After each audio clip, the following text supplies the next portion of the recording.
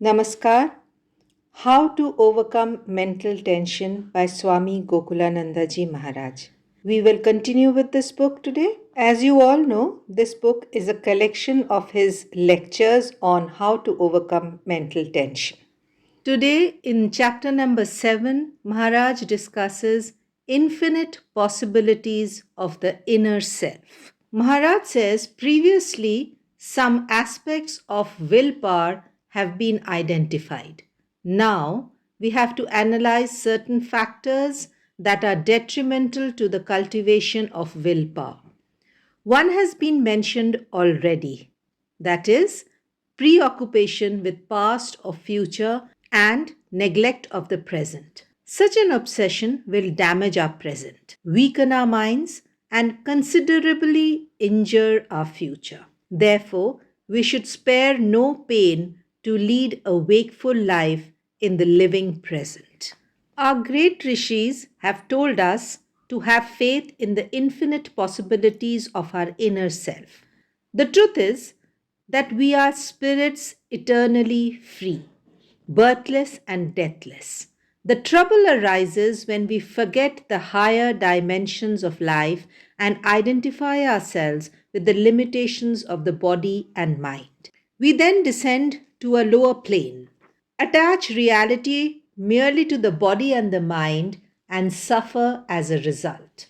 As against this, in moments of depression, nervous tension, and weakness, if we can remember our higher self, the divine spark, then from the point of view of the Atman, we have no further problem. Instead of making much of the so called weaknesses and limitations of our mind and body, we should have tremendous faith in our own Atman. Swami Vivekananda in one place said that if we believe we are Atman, power will come, purity will come, all that is good will come. Once we are roused to the realization of our real self, once we are rooted in this self, we shall see how our willpower grows. Therefore, the secret of developing willpower is through having faith in the real dimension of life. We may be frail from the point of view of the body and the mind, but from the real standpoint, we are nothing other than Brahman. As Sri Shankaracharya has said, Jiva Brahmaiva na paraha. We should call upon our mind again and again to increase our willpower because it goes a long way in overcoming mental tension. Sometimes parents complain that the present generation of children are disobedient. My reply to such people is that we have to first bring ourselves up properly before we can bring up our children. Unless we can manifest the infinite potential within us and train our mind by subjecting it to some kind of mental discipline, we shall not be complete human beings. When we have achieved this standard, then alone can we think of correcting the ways of the younger generation. There may be a number of factors likely to sabotage our efforts to cultivate willpower. For example, a person decides, I will turn over a new leaf. I will be regular in my visits to the mission. I will go to listen to the religious discourses regularly. I must lead a purposeful, meaningful life. If I just waste my valuable life in running after frivolous things of the world, then this whole life will go in vain. Some people may proceed in this direction, but such persons may come across people who thoughtlessly ridicule them by saying, why do you waste a Sunday evening in such a foolish manner? You should go to the club or watch television. Why go to the mission? Such criticism is difficult to bear. There may also be selfish people. Suppose a person decides to lead a life of righteousness. He makes a vow, I shall earn money by honest and sincere means. I will not stoop low to earn money. I will not adopt any corrupt means. We are surrounded by corrupt people who are always trying to lead us astray. Such people may even torment us and insist that we do wrong instead of setting an example of honesty. Under such pressure, a person may deteriorate. Our friends may regard our behavior as strange. Often people tell me that if they resolve to devote their time in meaningful pursuits, their friends tell them that since they are so young, they should be enjoying life instead of thinking about serious or religious concerns. These are some of the circumstances where one must renew one's effort towards the cultivation of willpower. When such situations arise, because of the critical attitude of people we care for, we should become all the more alert.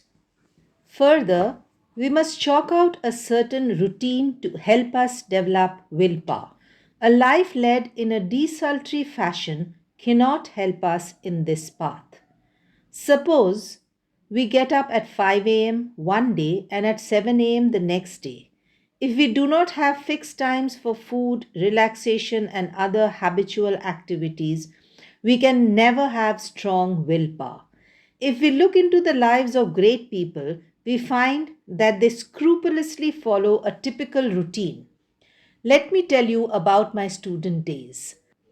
As a student of philosophy, one day I visited a bookshop in Calcutta after finishing my MA classes. There I found a book on the lives of great philosophers of the world. Immediately I bought a copy of the book. It was the year 1949 and I was not a monk then. I read with engrossing interest the lives of all the important philosophers. While reading about Immanuel Kant, I discovered that his life was so ordered, he had a fixed time even for taking the morning walk. People would set their watches with his movements. We must also subject ourselves to some kind of strict routine. Of course, there may be some instances where we can slacken the timetable, but by and large, we should try to keep to the routine. This should be drawn up after proper deliberation and adhered to carefully. To develop willpower, self improvement must be effected at all levels: physical, mental, and spiritual. The next point to remember is that we need great power of concentration in order to develop willpower. In fact, here is a circular route because willpower helps the growth of the power of concentration, and the power of concentration in turn helps willpower to increase. Power of concentration can be developed while performing ordinary tasks every day. For instance, if we are asked to arrange flower vases, this can be done in a half hearted manner when the mind is not fully devoted to the work we are performing. When the mind roams here and there while doing work, we should know that we lack concentration. The attitude we should cultivate is that the work we are doing is our duty, it is our worship. Even while arranging flowers, we must do it meticulously. If we are polishing our shoes or attending to a patient in our clinic, we should work with full concentration and give our entire attention to the work in hand. A mother working in the kitchen can also do her work with full concentration.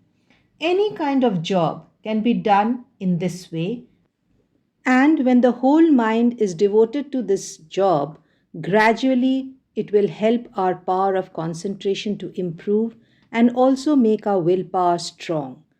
Another important point for cultivating willpower is that we must have sufficient reserve of mental energy. Generally, our mental energy is limited and we often fritter it away in idle conversation, purposeless work, futile controversy, backbiting, daydreaming, sinful or lurid thoughts, concern for unnecessary things, hypothetical fears, etc. All these are detrimental to the development of willpower. First, we should analyze how much of our valuable time and precious mental energy is wasted in speaking ill of others, useless criticism, and such activities. We should view the whole problem with the attitude that we have got this rare human birth through the grace of God. We should make something out of it. We should lead a purposeful life as there is much to do in this limited time. If we are wholeheartedly engaged in the task of our own self improvement, we will have no time to find fault with others. This will conserve our mental energy and channelize it in the right direction to make our willpower invincible. Holy Mother Sri Sharda Devi said, "If you want peace of mind, do not find fault with others." We can analyze our own faults instead. The world will be a heaven if we can remember the simple instruction of the Holy Mother. Even our brahmacharis who take this vow often forget it and criticize others. They deviate from the path shown by the Holy Mother. In such cases, the solution is to pray to God, saying that we have broken a vow and we should be forgiven. In future, we should be helped to keep our vow. Failure in one instance should not seriously affect our progress. It is said that repeated failures are the surest path to success. We should not lose heart. Failure is a part of the game of life. Maharaj is asking us not to be scared of failures. He is encouraging us to always look forward and increase our power of concentration. Hope you have enjoyed the lecture. For more like this, stay tuned to Devakshar, like and share the videos, and do not forget to subscribe to the channel. Thank you so much for being with us.